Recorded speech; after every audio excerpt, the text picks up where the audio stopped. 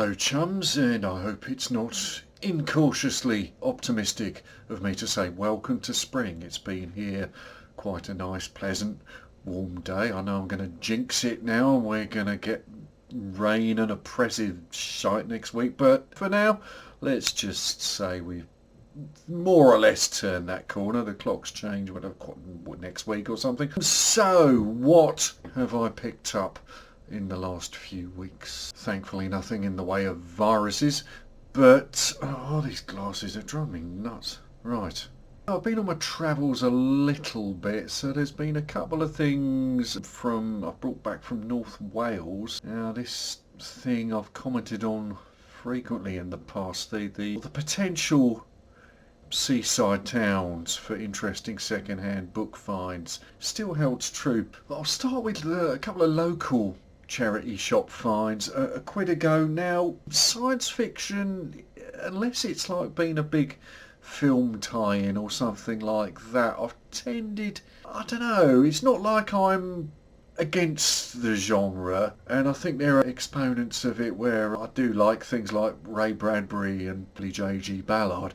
You know, it's a field that I suppose, you know, there's potential for quite visionary work within it. At the same time, there's potential for, I suppose, stuff that doesn't interest me a lot. So what I'm trying to get to there is it's just not my usual area. However, my local charity shop, at the price, I couldn't really turn them down, and the covers were, I suppose, of that vintage and quite interesting. So I picked up a few today. First off, Dangerous Visions 2. Harlan Ellison, at least edited and introduced by Harlan Ellison, his various authors.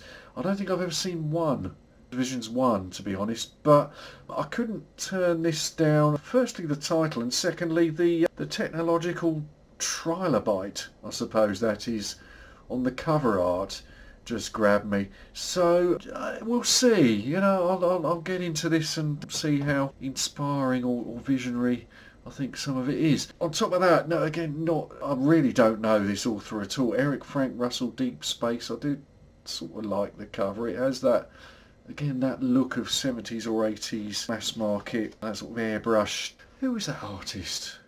Foss, was it? It was this artist who was super popular back then, and he did album covers. I don't think it's even credited, but I do like the look of that. And further to that, again, interesting bit of artwork, reminiscent in turn of Clockwork Orange comes to mind, as does Phantom of the Paradise.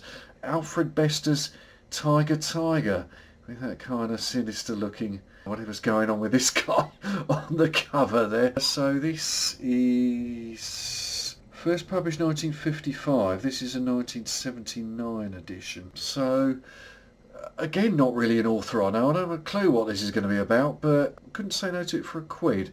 So we'll see. I had a quick look actually at the way you do on eBay, and so I was like, have I picked up anything? I don't think I've picked up anything super valuable here, but I think everything's kind of would be more than a quid, you know, so I suppose I haven't done badly should I choose to try and eBay them myself. Next, this is a souvenir from a recent visit to North Wales. I'd never heard of this, but apparently it was filmed. Sammy Going South, W.H. Canaway, Penguin edition. Weirdly, I bumped into someone who worked for the publisher in a pub in Tremadog, of all places, believe it or not, on the same weekend, but this would be well before their time. This was first published 1960, what's that say, 62, and Penguin 1963, so this goes back. It's still got shillings and pence, 2 shillings 6 on the cover. On top of that, now I do have one other by this author. I don't think I've properly read it. I think it's called Saturn 3, but this one very much has that look of the 80s sphere paperback type of artwork. Follower from out of the blood red mists of legends comes. I think it's one of those sort of legendary man beast type of novels. I've only got a couple of chapters into it so far, but it seems quite promising. Again, this one seems to go for a couple of quid on eBay and so on. It's, you know, again, not an ultra rare thing, but for whatever I put into the charity box for that. I think it's probably worth a bit more than that. Look at that foil stamping reflecting my kitchen light there. See that? So that's not a bad little haul altogether, really. Incidentally, events of the last few days prompted me to pull this off the shelves. Now, so easy to forget there have been novelisations of Chuck Norris films. So yeah, he's another one who's recently departed, I gather.